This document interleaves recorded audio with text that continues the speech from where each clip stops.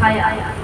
और आपने अनुभव किया होगा, जिस व्यक्ति ने परमात्मा को पकड़ रखा था, जिसने परमेश्वर से कनेक्शन बना रखे थे, वो कोरोना काल में भी निखर गया।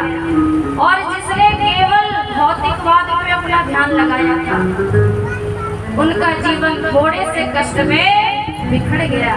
इसलिए कहा, हे परमपिता परमेश्वर, संसार के सारे लोगों से मेरा कनेक्शन बने ना बने, लेकिन तेरे से सदा मेरा कनेक्शन बना रहे। जिस प्रकार श्री राम का जीवन था, जिस प्रकार श्री कृष्ण का जीवन था, हे परमदेव परमात्मा, ऐसी श्रद्धा, ऐसा विश्वास, इतनी आत्मिक शक्ति परमात्मा आप मेरे अंदर भर दे कि मेरा भी जीवन राम के समान हो जाए।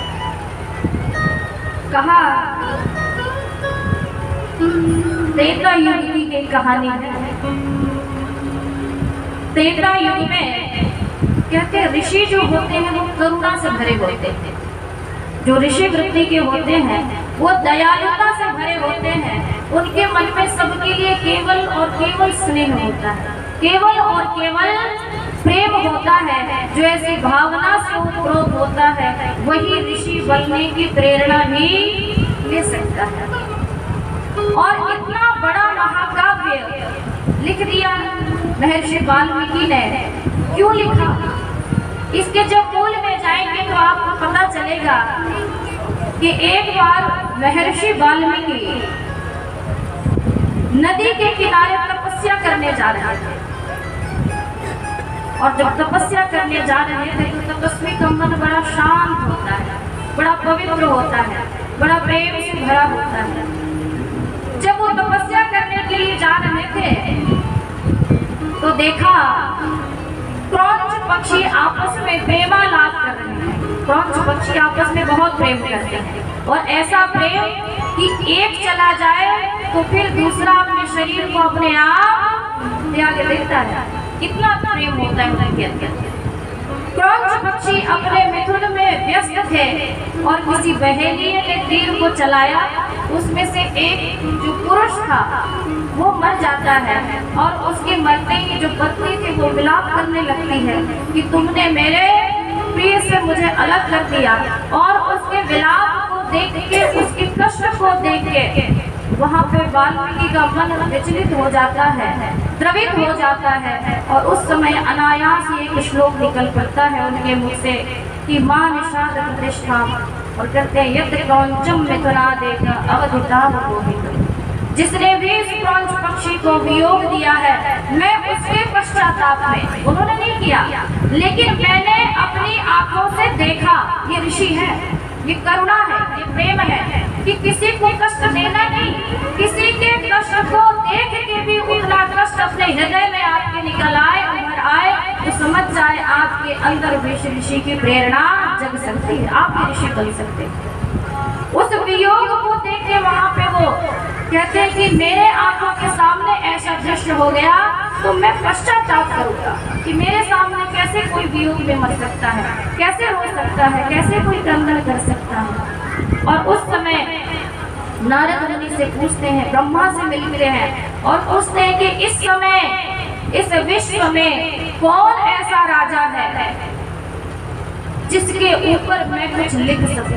ये मेरे लिए पश्चाताप होगा कि मेरे सामने क्रौंच पक्षी का वियोग से मृत्यु होना और मेरा देखना, मेरा कुछ न कर पाना, उसके पश्चाताप में मैं ऐसा काव्य लिखना चाहता हूँ जो पूरे भारतवर्ष में नहीं पूरे विश्व में प्रसिद्ध हो।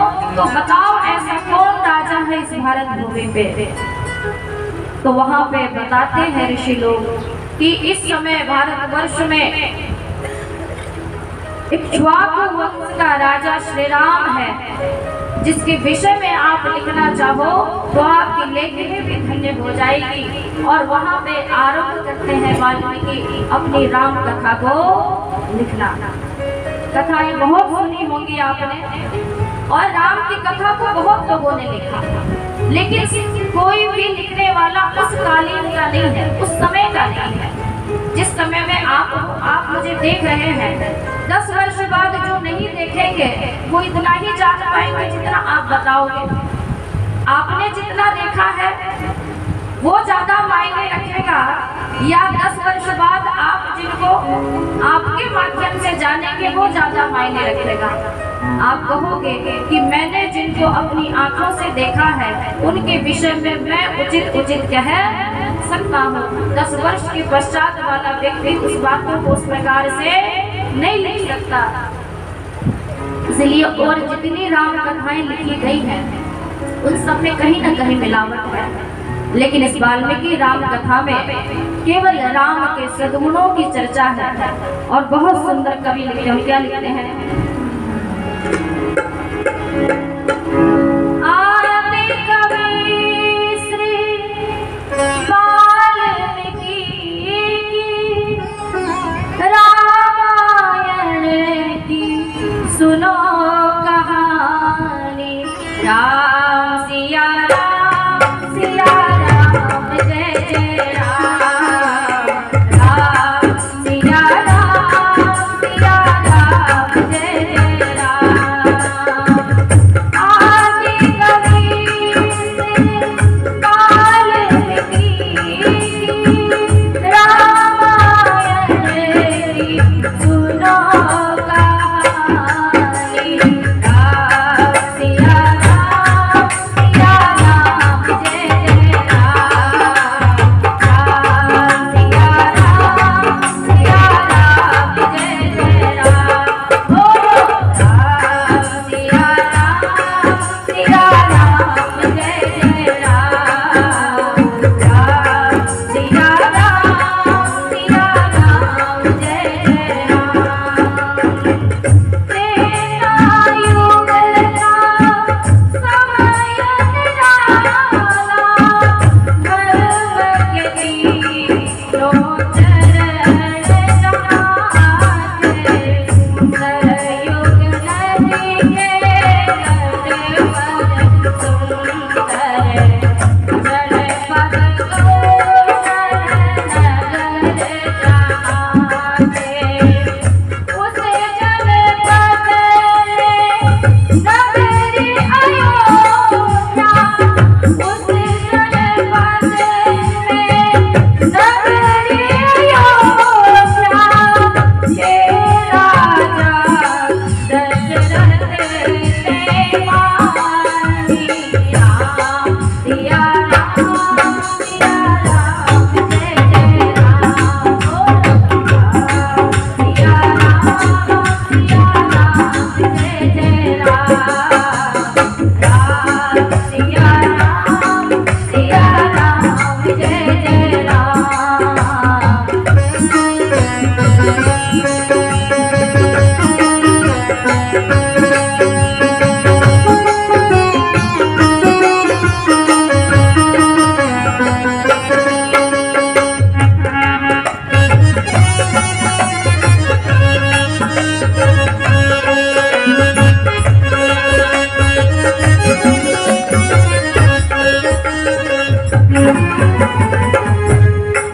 और राज्य तो बहुत बड़ा था, लेकिन राज्य में राजा की संतानें, परिवार बस जाए और घर में संतान न हो तो पूछना। जिनके घर में संतानें नहीं है वहां जाके देखना कि वो घर कैसा होता है। वो घर शमशान के समान होता है जहाँ संतानें नहीं होती। मैंने ऐसे परिवारों को देखा है, अरबपति लोगों को देखा है, किसी चीज की कमी नहीं लेकिन संतान नहीं है तो सारा का सारा वीरान पड़ा है। ऐसे ही राजा का हाल था। 3 रानियां, संपूर्ण साम्राज्य, लेकिन संतान नहीं थी। और कवि क्या लिखता है? कौशल्या के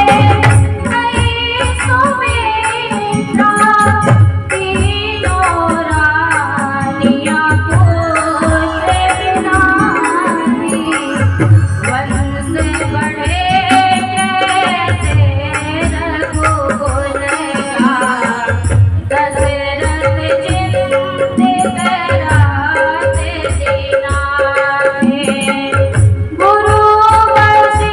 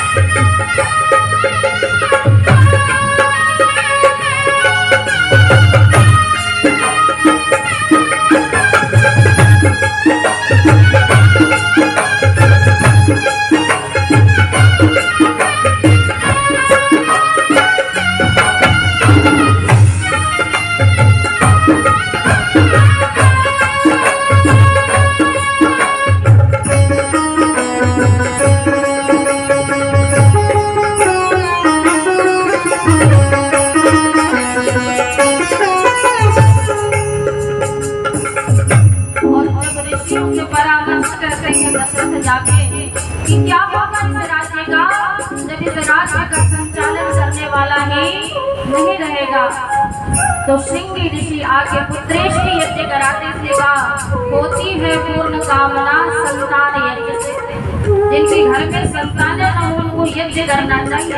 पुत्र चाहिए तो पुत्रेष्टि यज्ञ करे तो आपके घर में भी संतानों की कमी नहीं होगी। ऋषि आते हैं परामर्श करते हैं और पुत्रेष्टि यज्ञ का वहाँ विधान किया जाता है और श्रृंगी ऋषि के माध्यम से पुत्रेष्टि यज्ञ रचाया जाता है। कवि ने अपनी भाषा में लिखा, क्या लिखते हैं? कुशल पुरोहित श्रृंगी ऋषि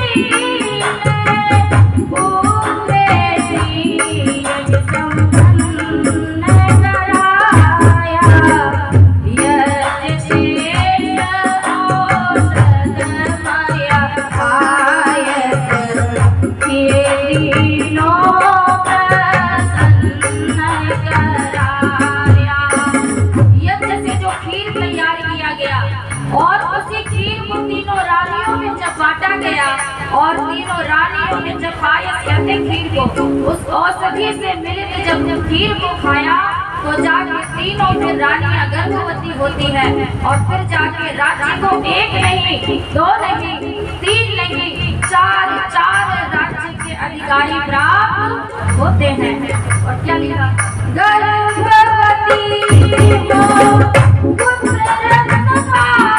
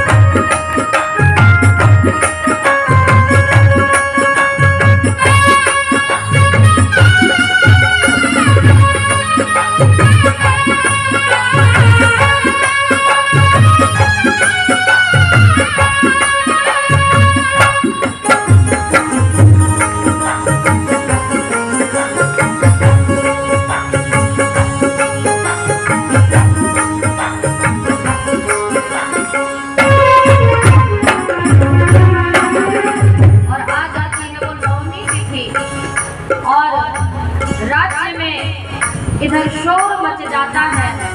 कैसा शोर मचता है? उत्साह का, उल्लास का, उमंग का। और कवि लिखते हैं अपनी भावनाओं को। कौशल्या के राम हुए और केकई पुत्र भरत को जाया, लक्ष्मण और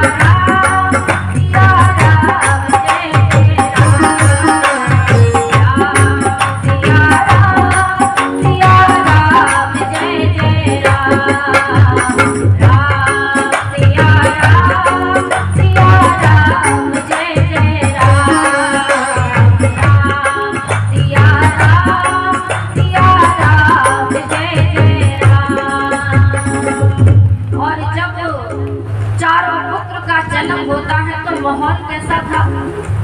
माहौल ऐसा था जैसे पतझड़ में सावन का मौसम आ गया हो और सबकी प्रेम से, करुणा से पूरे अवध वासियों की आंखों में प्रेम प्यार होते कि हे भगवान तूने आज हमारी सुन ली। उन चारों बच्चों का जब जन्म हुआ तो सब और बधाइयां चल रही थी। राजा और रानी इतने प्रसन्न थे कि प्रजा अपनी वाणी तक नहीं खोल पा रही थी। और कवि क्या लिखना है?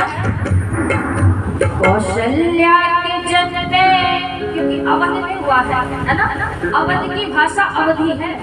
और कहते हैं जब खुशी की बात होती है ना तो व्यक्ति अपनी भाषा में बात करता है।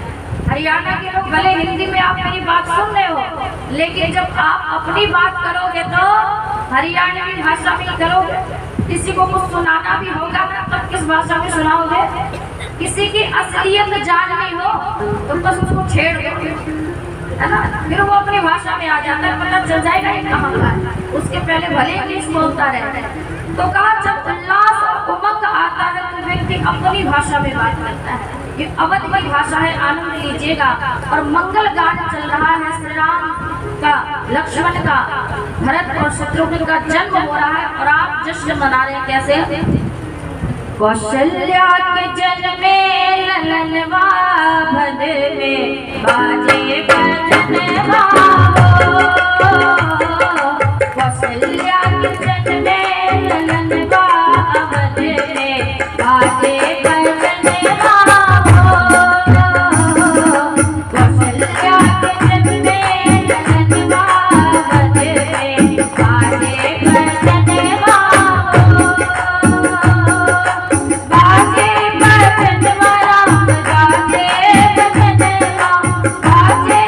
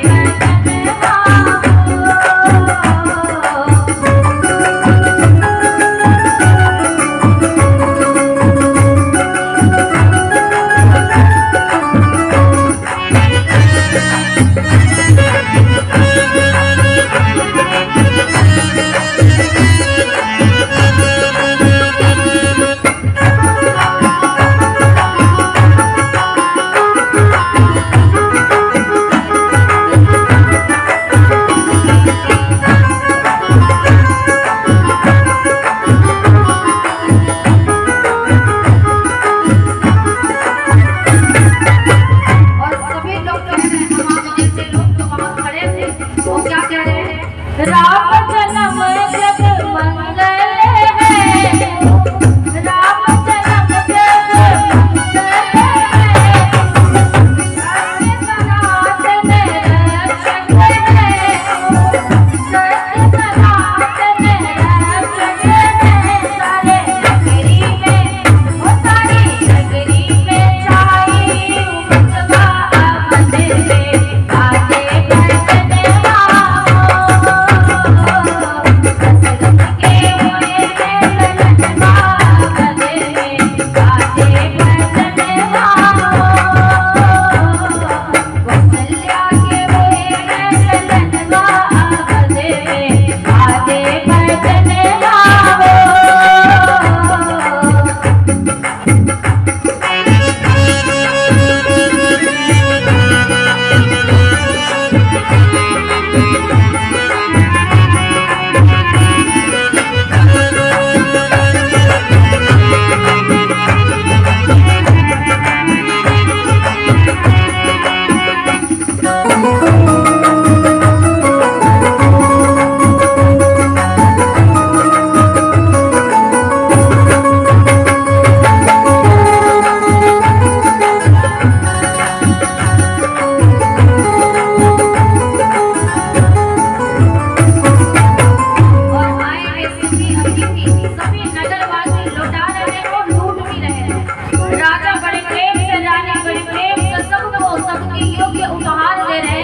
और सब आशीर्वाद में कह रहे हैं, क्या कह रहे हैं?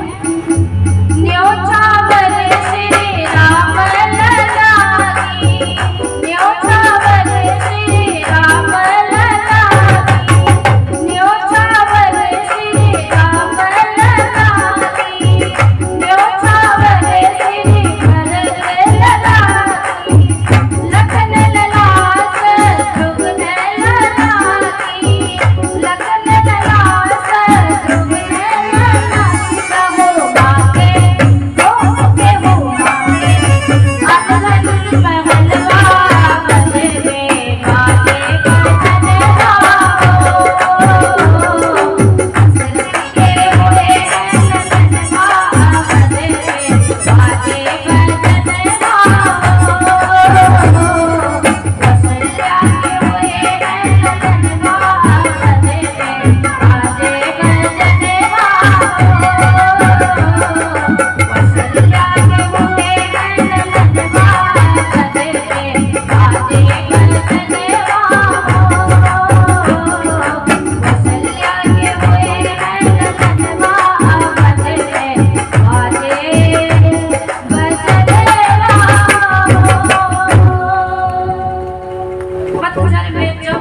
सावन का माहौल आता है तो सारे के सारे घर प्रसन्नता से भर जाते हैं, और जिनके घर में जिस चीज की कमी होती है उस दिन सबके घर में वो चीज भर जाता है। राजा दशरथ से लेकर उस प्रजा के सारे लोग इतने प्रसन्न थे कि सब सबको देने में लगे हुए थे। सब सोच रहे थे किसको मैं क्या दे दूं, और देने में ही प्रसन्नता आती है। लेने में कभी आज तक प्रसन्नता किसी को आई नहीं। हम लेते जरूर है, लेकिन लेने में कभी प्रसन्नता नहीं होती, देने में प्रसन्नता होती नहीं। और कब देने में होती है? अपनों को दो तो उतनी नहीं होती, लेकिन जो अपने नहीं है उनके प्रति स्नेह का भाव भी दे दिया जाए तो भी प्रसन्नता होती है। चौकोर मंगल गान बज रहे हैं, चौकोर नगारे बज रहे हैं, सभी खुश हैं। और उसके पश्चात आता है निर्माण। 4 संतानों ने जन्म ले लिया। हमारे घर में संतानें नहीं और संतानें आ जाए, उसके बाद क्या करना है? उसके बाद क्या रह जाता है? संतान का निर्माण। देखो, निर्माण पहले भी होता था, निर्माण आज भी होता है। पहले निर्माण होता था तो राम लक्ष्मण भरत शत्रुघ्न जैसी संतानें पैदा होती थी, है ना। माता पिता मिलकर निर्माण किया करते थे, और निर्माण आज भी होता है। कैसे होता है? एक शहर में दंपति रहते थे, पति पत्नी। जो पत्नी थी वो डेंटिस्ट थी, मतलब दांतों की डॉक्टर। आजकल दांत सबसे ज्यादा खराब होते हैं, है ना। मैं जहाँ रहती हूँ 3 डेंटिस्ट के लगातार दुकान है और हमेशा भीड़ रहती है। मैं कहती हूँ पता नहीं दांत सबके खराब हो गए क्या आजकल, लेकिन पतंजलि जब से आया है तब से दांतों की समस्या कम हो गई है लोगों की। तो कहा पत्नी डेंटिस्ट थी, दांतों की डॉक्टर, और जो पति था वो इंजीनियर था। दोनों के घर में संतान आने वाली थी। संतान मतलब पत्नी को संतान चाहिए था और पति को भी संतान चाहिए था। और उनके घर में आके भीष्म जैसे विद्वान आके ठहर जाते हैं। वैसे भीष्म बहुत अच्छे हैं, है ना, कुछ भी दे दो, कुछ भी कह लो, भीष्म सुन लेते हैं, सह लेते हैं। उतनी सहन शक्ति तो हमारे अंदर की नहीं है, लेकिन विद्वान ऐसे ही हुआ करते हैं। उस घर में विद्वान आए और ठहरे, दोनों ने बड़ी सेवा की। और जब सेवा की तो जाने का समय हुआ, लेकिन भीष्म आए थे ऐसे शहर में जहाँ पे उनका कोई और अपना था ही नहीं। जैसे मैं यहाँ आई हूँ, यहाँ पे मैं बाबा जी को ही जान रही हूँ, अभी तो आप लोगों से परिचय होगा तो आप लोगों को भी जान लूँगी। तो अगर यहाँ से मैं जाऊँ और कहीं गाड़ी छूट जाए तो मैं कहाँ जाऊँगी? फिर वापस मैं यही आऊँगी, क्योंकि ठिकाना यही है। ऐसा ही हुआ भीष्म जी के साथ। भीष्म जी ने कहा चलो बड़ी सेवा की है, आशीर्वाद दिया और जाने लगे। जब तक स्टेशन पहुंचे तब तक गाड़ी खुल गई। अब भीष्म जी ने सोचा जाए कहाँ, जाएंगे कहाँ वापस? वही दोनों दंपत्ति आपस में विवाद कर रहे थे। और विवाद का विषय क्या था? विवाद इतना तेज हो गया कि घर की आवाज बाहर तक आने लगी, है ना। पति पत्नी की आवाज अगर घर के अंदर सीमित है तो समझ लेना कि सब अच्छा चल रहा है, दोनों समझदार हैं। लेकिन पति पत्नी की आवाज अगर घर से बाहर निकलने लगे तो समझ लेना कुछ न कुछ विशेष गड़बड़ हो गया है ना। और आज ये समस्या सबको पता चल जाती है। रामायण काल में पता नहीं चलती थी। रामायण काल में अगर रानियां नाराज हो जाए तो तीसरे को पता नहीं चलता था, तब तक वो भवन हुआ करते थे, है ना।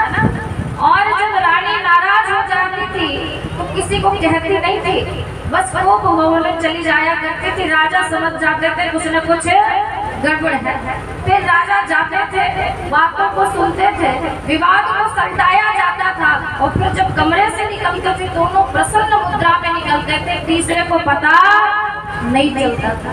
और आज हो जाए तो आज है ही नहीं कोप भवन, तो रसोई बन गई है कोप भवन। शहरों में जब पति पत्नी आपस में लड़ ले तो पत्नी फिर पूरे दिन किचन में घुसी रहती है ना। फिर पति पीछे पीछे लगा रहता, बता भी दे क्या बात है, लेकिन पत्नी बताती थोड़ी इतनी जल्दी से। जितना परेशान किया होता है उससे तिगुना पहले उसका खून पीती है ना, फिर बताती है। तो पहले कोप भवन हुआ करते थे और राजा समझ जाता था कुछ न कुछ गड़बड़ है, फिर सॉल्यूशन हुआ करता था। इसलिए वेद में एक मंत्र आता है, मम व्रते हृदयम दधामि तव चित्त मम चित्त एकस्तु। जब हमारा विवाह संस्कार होता है, आप लोगों में से किसी का वैदिक रूप से विवाह संस्कार हुआ है तो हाथ उठा के बताना किसका हुआ है। यहाँ पे किसका वैदिक तरीके से विवाह हुआ है? बाबा जी आपका तो हुआ होगा। अच्छा आप भी है। चलो यहाँ से निर्माण शुरू करते हैं। आपके इस समाज में पुरोहित की व्यवस्था हो रही है। आगे से आप पूरी कोशिश करेंगे कि आपके घर के जो भी संस्कार हो, गर्भाधान से लेके अंत्येष्टि तक के संस्कार एक आर्य समाज का पुरोहित विधिवत कराना जानता है। और आपका ये मंदिर सौभाग्यशाली है। यहाँ पे नरेंद्र जी पधारे हैं और आशा है कि वो आगे तक रहेंगे। तो इनके माध्यम से आप सभी वैदिक संस्कार करवाना। हमारे जीवन के 16 संस्कारों में 4 संस्कार ऐसे हैं जो मानव को ऐसी मजबूती से निर्माण करते हैं, कभी इसकी चर्चा करोगी, पूरा वैज्ञानिक स्वरूप है। संतानों का निर्माण किया जाता था। मम व्रते हृदयम दधामि तव चित्त मम चित्त एकस्तु मम वाचम एकमनाजुषस्व प्रजापतिष्ठान्यनक्तुभ्य। ये मंत्र मैं कल बुलवा भी रही थी माला पहनाते समय, याद कराते हैं मंत्रों के माध्यम से। तो जब विवाह संस्कार होता है तो वहाँ पे पति पत्नी एक दूसरे के हृदय स्थल को छूते हुए कमिटमेंट करते हैं, वचन देते हैं। क्या देते हैं? मम व्रते हृदयम दधामि तव चित्त मम चित्त एकस्तु।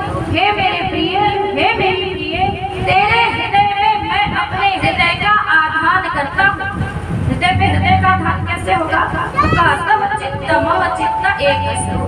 तेरे विचार और मेरे विचार सदा एक रहे। और जिस गृहस्थ में विचार एक होते हैं वहाँ कभी विवाद नहीं होता। विवाद वही होते हैं जहाँ विचार एक नहीं होते। इसलिए जब भी विचार एक न हो तो चुप होने की जरूरत नहीं है। आजकल फोन पे बातें होने लगती है, आजकल विवाद हो जाए तो बातें बंद और व्हाट्सएप पे चैटिंग शुरू हो जाती है। अगर घर पे बच्चा हो तो फिर उसकी सामने है ना, बाप बच्चे से कहता है जा अपनी माँ से ये कह दे, वो मैसेंजर बन जाता है बीच का। तो माँ कहती है जा अपने बाप से ये कह दे। बस बच्चा बीच में घिसता रहता है, इधर से उधर इधर से उधर। फिर वो सोचता है भगवान मैंने कौन सा कर्म किया था जो ऐसे माता पिता मुझे मिले। का निर्माण का जब जब विचार न मिले तो विचार एक करने की कोशिश करें। वो विचार जो विचार मेरे परिवार के लिए अच्छा हो, जो समाज के लिए अच्छा हो, राष्ट्र के लिए अच्छा हो, ऐसे विचार को दोनों पति पत्नी को मान लेना चाहिए, तभी गृहस्थ सुखमय होता है। तो जब भीष्म वहां पहुंचे तो अंदर बड़ा विवाद चल रहा था दोनों पति पत्नी में। भीष्म ने कहा चलो अभी एक रात और रुकना है, पूछ ही लेता हूँ और निराकरण कर देता हूँ। तो भीष्म जी ने पूछा दोनों को बुला के कि विवाद क्यों कर रहे हो, बात तो बताओ। तो पत्नी ने कहा कि देखो मैं चाहती हूँ मेरा बेटा डॉक्टर बने और मेरे पतिदेव उसको बनने नहीं दे रहे। पति से पूछा तुम क्यों लड़ रहे हो? तो कहा मैं इंजीनियर हूँ, मैं चाहता हूँ मेरा बेटा इंजीनियर बने। ये पत्नी मेरी उसको इंजीनियर बनने नहीं दे रही। तो भीष्म जी ने कहा कोई बात नहीं, जिसको बनना है उसी से पूछ लो। कहा बच्चे को बुलाओ और उससे पूछा जाएगा कि क्या बनना चाहता है, वही बनाया जाएगा। तो दोनों ने कहा अभी बच्चा तो जन्म ही नहीं लिया जाएगा।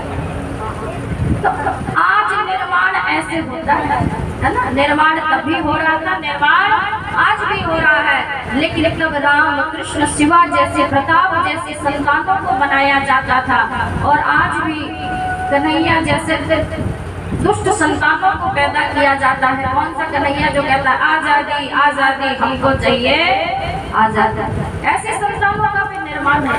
क्यों गड़बड़ हो गया? क्योंकि हमें निर्माण करना नहीं आया। राम कृष्ण भरत शत्रुघ्न का निर्माण काल चल रहा है और 15 वर्ष के अंदर नामकरण होता है 11वें दिन। उसके बाद यज्ञोपवीत वेदारंभ संस्कार और उसके पश्चात निर्माण की प्रक्रिया चालू हो जाती है। और निर्माण में सबसे बड़ा योगदान किसका होता है? संतान के निर्माण में सबसे बड़ा योगदान किसका होता है? माताओं का होता है ना।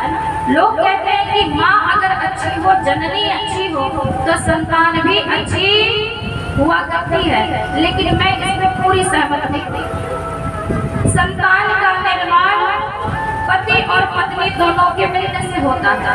पति शराबी हो और पत्नी बड़ी अच्छी हो तो जरूरी नहीं कि आने वाली संतान बहुत अच्छी होगी, वो खराब भी हो सकती नहीं हो सकती, क्योंकि दोनों के गुण कर्म स्वभाव उस संतान के साथ आने वाले हैं। इसलिए कोशिश करें संतान के आने से पहले अपने आप को तैयार करें कि आने वाली संतान हमारी सुंदर हो, पवित्र हो, शक्तिशाली हो, बुद्धिवर्धक हो। ऐसा जो निर्माण करना चाहेंगे वही उस संतान को जन्म भी देंगे। लेकिन माताओं का विशेष योगदान इसलिए होता है कि 9 महीने माँ गर्भ में अपने विचारों से बच्चों के विचार को बदलने की कोशिश करती है और सफल होती है। ये परमात्मा ने विशेष गुण दिया है। माँ के अंदर इतनी शक्ति होती है कि जो ज्ञान बच्चा जीवन भर पढ़ के नहीं प्राप्त कर सकता। शास्त्र कहता है 1000 शिक्षक जितनी शिक्षा एक संतान को जीवन भर नहीं दे सकते, उतनी शिक्षा माँ गर्भकाल में अपनी संतान को देने की सामर्थ्यता रखती है। इतनी बड़ी महानता है हमारे अंदर। तो हम निर्माण की फैक्ट्री है, लेकिन हमने निर्माण करना बंद कर दिया। जिस दिन से हम जाग जाएंगे, निर्माण करना आरंभ कर देंगे, फिर श्री राम श्री कृष्ण की कमी हमारे भारतवर्ष में नहीं होगी। इसलिए कवि ने कहा वहाँ निर्माण चल रहा है। और निर्माण कैसे होता है? माताओं के माध्यम से होता है। कवि ने बहुत सुंदर लिखा। क्या लिखा? कि नारी नव निर्माण करे कर सकती है, आज जीवन का कल्याण करे कर सकती है। बोलो नारी नव निर्माण करे कर सकती है।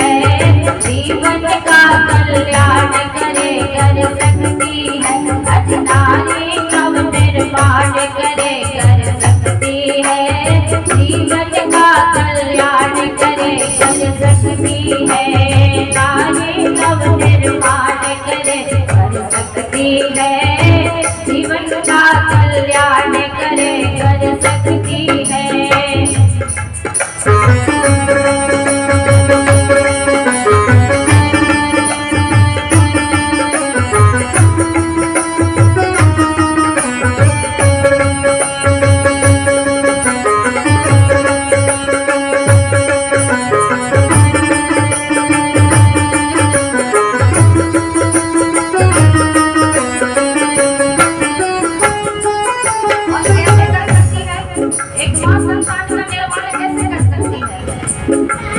जीवन कर्मा प्यारी जो चाहे कर दे नारी, सब जीवन कर्मा प्यारी जो चाहे कर दे नारी।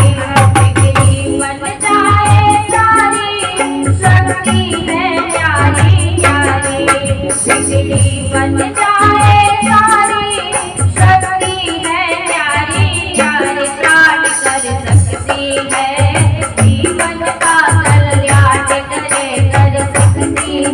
अधिकारी नव निर्माण करे कर सकती है, जीवन का कल्याण करे कर सकती है।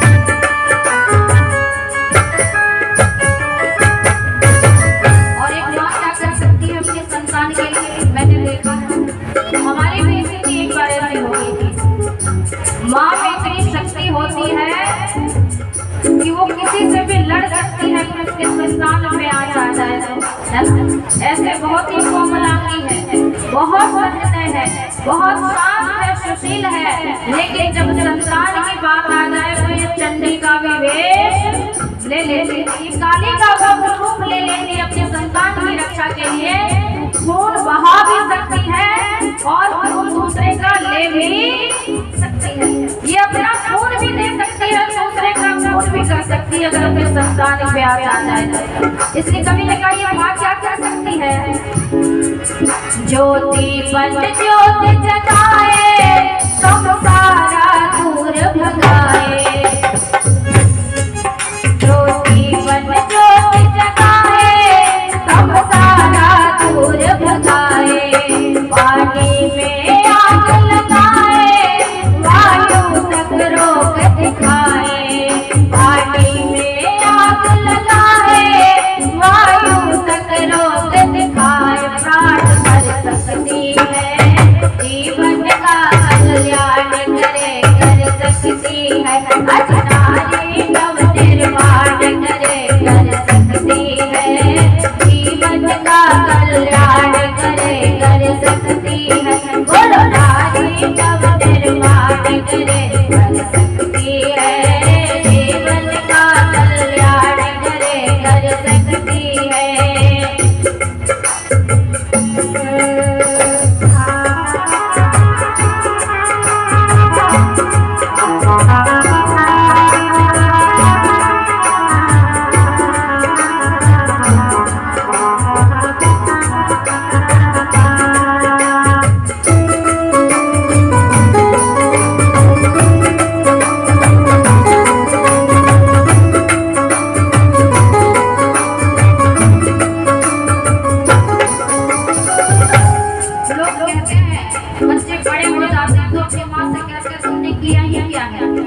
ऐसे कई बच्चों से मैं मिली, फिर उनको समझाया कि माँ ने किया क्या है, और कहते माँ की कृपा न हो तो संसार में हमारा जन्म ही न हो। ये जितने कृष्ण में आ रहे माताओं की कृपा है, ये 9 महीने कोख पे लग गए, कितने कष्टों को सह के इस धरती पे आगमन होता है जी। उस कष्ट को कोई सह सकता है तो केवल और केवल माताएं सह सकती शक्ति। और कवि ने प्रणाम करते हुए लिखा, आप सभी मातृशक्ति को क्या लिखते हैं? जितने भी कृष्ण आए सब तारी गोद दिलाए, जितने भी कृष्ण आए सब तारी गोद दिलाए, जो दिल भी गोद लगाए तो बात सच्चाई जाए, जान भर सकती है जीवन का कल्याण करे कर सकती है, अजनारी कब निर्माण करे कर सकती है, जीवन का कल्याण करे कर सकती है, मिलके बोले नारी कब निर्माण करे कर सकती है, जीवन का कल्याण करे कर सकती है, नारी नव निर्माण करे कर सकती है, जीवन का कल्याण करे कर सकती है, जीवन का कल्याण करे कर सकती है, जीवन का कल्याण करे कर सकती है। नारी नव निर्माण करे कर सकती है और जीवन का कल्याण करे कर सकती है। यहाँ माताएं भी अपने चारों संतान का निर्माण कर रही है। और कैसा निर्माण कर रही है कि कवि क्या कहते हैं, क्या कहते हैं? प्रातः काल उठ के रघुनाथ, मात पिता गुरु नारी माता, प्रातः काल उठ के रघुनाथ, मात पिता गुरु नारी माता, अनुज सखा संग भोजन करगी, मात पिता आज्ञा अनुसरगी, प्रातः काल उठ के रघुनाथ, मात पिता गुरु नारी माता, राम सिया राम जय जय राम, राम सिया राम जय जय राम, राम सिया राम जय जय राम, राम सिया राम जय जय राम। पंद्रह वर्ष के हुए राम तब विश्वामित्र लेने आए, पुत्र प्रेम में अंधे दशरथ देने में हो गए सबको जाए, गुरु वशिष्ठ के कहने पर तो दशरथ जी ने बात मानी, राम सिया राम जय जय राम, राम सिया राम जय जय राम, राम सिया राम जय जय राम, राम सिया राम